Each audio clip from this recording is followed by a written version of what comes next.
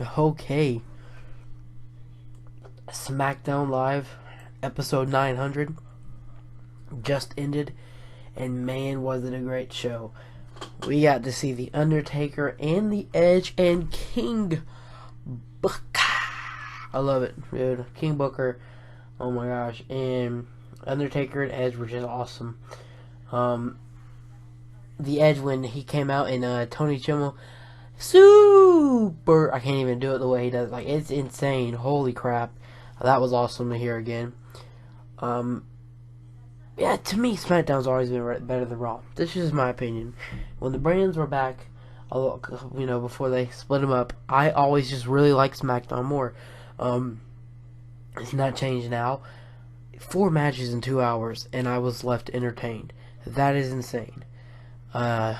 So, yeah. Let's get right into the episode.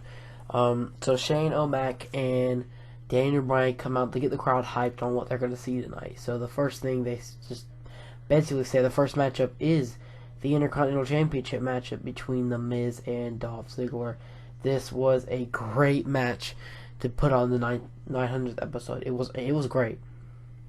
The ending is what got me. When Miz is hitting the yes kicks, he gets those in, then hits the running knee, and then the skull crushing finale, and Dolph Ziggler kicked out. I was like, I'm done. How in the hell? And he hits the zigzag, and that zigzag he hit on the Miz, man, that was nasty. I don't know how either of them kept kicking out, and it just came down to the Spirit Squad getting involved. Dolph Ziggler kicked out and just stayed in it. They go for a roll-up pin, and it looked like Dolph Ziggler was going to win, and Maurice pushed Miz, and Dolph Ziggler flipping it over to where Miz is pinning Dolph Ziggler, and Miz gets the victory and regains his Intercontinental Championship. A bit surprising, but not when I look at it this way. To me, I'd be mad if Miz goes and loses it on Sunday, but it would make sense because people are saying they're going to record the 205 Live immediately following SmackDown for the No Network, like next week, I think, or maybe 2 weeks, or whatever. So it makes sense if Kalisto beats Brian Kendrick, and then in change, they bring the Intercontinental Championship over to Raw. So maybe Miz loses against Sami Zayn. That'd be the only reason I'd say that they'd make Dolph Ziggler lose this after having not really too much of a great. I mean, I don't know if his run was even that well. I mean, he beat the Miz, had a great thing, and then just really, I don't know. The match at No Mercy was insane, and then he comes off a couple weeks and does amazing, and then after that, just really no meaningful stuff. Because the really thing that was meaningful in this whole rivalry was Daniel Bryan and The Miz. So after that, Dolph Ziggler just kept taking a back seat, beating random people because he was waiting to see if The Miz was going to get his rematch or whatever. Finally, just happened, and well, he loses to The Miz. So it just makes sense to me if we're going off of they bring the Cruiserweight division to SmackDown and then just take Intercontinental Championship and move it straight over to Raw. That whole reasoning seems like that'd be why. So we're gonna get out of this Intercontinental Championship talk.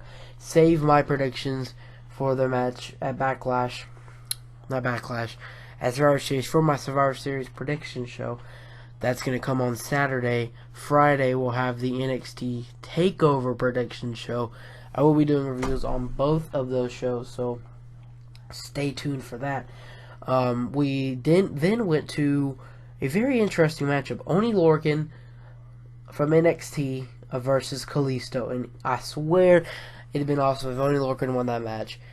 His stuff on the independent scenes for Beyond Wrestling, when it was known as Biff Busick, was amazing. Then coming to NXT, his matches have been just well. He just not gotten the win over it. He comes up to SmackDown and just really beats the crap out of Kalisto. And what made me feel like he just beat the crap out of him, because when Kalisto tried to get back into it, he botched the move off the second rope because it was slippery. And it really hits the Salida del Sol, and that was it. Only Lorcan impressed the shit out of me. The dude's amazing. So maybe he gets the call up. I doubt it's too early. They're probably going to call up way more people for him, but he just needs more TV time in NXT because the crowd did not know who the hell he was get some more television time on NXT, and I swear people will be knowing him. It's just a matter of time because the dude's that good to me. I really enjoy Oni Lorcan. So, really, they had backstage stuff, like I said, with Booker T. The one thing that I don't understand, why are the Usos babyface now? Because they were heel going into this. Now they're in the back with the baby faces, dancing and doing all this other shit. And then when they go to the match, they're acting like baby faces too. You know, that was weird. We'll talk about that more when we get into the match. But first, we got to go to the Divas match where it was Carmella versus Nikki Bella. It was an alright match. Looked like Nikki Bella might have got hurt, but I think the only person coming out of that got hurt was Nia Jax because Charlotte came down with a ticket. Classic WWE 2K stuff. Am I right or wrong here? But she comes down. Nikki Bella throws Carmella into the barricade where Charlotte's sitting or standing or whatever. And basically Charlotte's like, is that all you got? Is that all you got? She pulls Charlotte over the barricade. And here comes Team Raw to beat the crap out of Nikki Bella. Carmella tries to get involved. And then Nia Jax comes in and just runs through Carmella. Here comes the rest of the team of SmackDown along with their coach, Natalya. And it's all out brawl when finally, I think it was Becky Lynch is up against maybe Nikki Bella or whatever, is up against the barricade right here. Nia Jax comes freaking just full speed. Looked like she was going to take out whoever was at the barricade. And they get out of the way and she just collapsed to the barricade. Then there's Naomi on the ropes. She jumps off, hits a splash, and Team SmackDown is left standing. And here's one thing that I liked about this match. I know, like, there were two members of the same team going at each other. But this was the first time in the whole night that the same team members were fighting, because on Raw, all the team members fought each other, which I do not like. Let's just be honest here, because they're a team, whatever. And the tag teams didn't have to face each other because they had brought in the Headbangers, the Spirit Squad, then the Vaudevillains, and the Ascension, the face Team SmackDown. Team SmackDown got the victory, of course, and yeah, I mean, they're just left standing tall. It's a good way to go into, Survivor Series, because Raw, they were just fighting each other. I mean, okay, what is this? I guess it's a good way to go to Survivor Series, to show that your team's dysfunctional, but let's be honest here. I'm going for a lot of Team Raw in these matches, which we'll go to the predictions to do that Saturday night. But, I mean, we'll stick to SmackDown here. So we had 4 matches. They were good and they were fine. I mean, they were just fine to lead us into the big moment of the night. We had the Cutting Edge. Man, Edge is amazing. I know I've said this before a lot. I like a lot of people. A lot of people are my top 5. I got a top 5 for WWE guys. I got a top 5 for TNA guys. A lot of other promotions, companies, whatever. But my top 5 favorites of all time. Damian's Page, number 1. And then Edge, number 2. So, getting to see Edge tonight, amazing. And it's funny, the pictures they had for Edge, he's got a clean cut with no hair, no facial hair. And he comes out there with huge facial hair and long hair again, which I thought was pretty funny. So, here comes Team SmackDown, followed with Shane O'Mac. I still can't get over Shane McMahon's going to be in this freaking match at Survivor Series, which I think it's going to be interesting. And they're all going at it. I mean, Edge is basically saying, who can we trust? They're trying to get each other to get involved or whatever, try to get that team spirit, I guess you could say. But he says the one person I'm impressed with shakes hands with freaking Ellsworth. I cannot stand this dude. Oh my gosh, I've been tired of seeing Ellsworth on TV for quite some time now, and he wanted to do a 5-second pose. Nah, bitch, he ain't doing that because AJ stopped him. And then he said, you should be impressed with me because he is the face that runs this place. And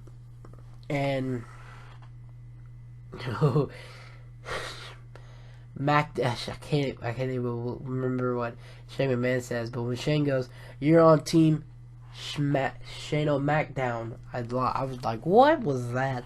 and so was AJ Styles. But just after that, dung, and here comes the Undertaker. Man, another awesome wrestler. I've always enjoyed Undertaker. Longest entrance ever. It was a lot shorter this time, thankfully. But comes out basically saying he stares down Shane and says, "You know what? You couldn't have a better commissioner than the fearless Shane McMahon," or whatever, tips his cap, which I thought that was pretty awesome. And basically says that if you don't beat Team Raw, the only person you're going to have to fear is the Dead Man. And he's back. He's digging holes and taking souls. And I was like, let's go. I love that line. So is he back? Because he says he's back. And oh my gosh, I want to know if he's going to be on SmackDown every other week, or is he going to make more appearances? Because I want to know who he's facing at WrestleMania. My one guess is would it had to be John Cena. I want to see it so bad. So please, WWE, make it happen. I think that's a lot of people have been saying, but I don't know. I mean, who knows? But so that was basically SmackDown. 4 matches.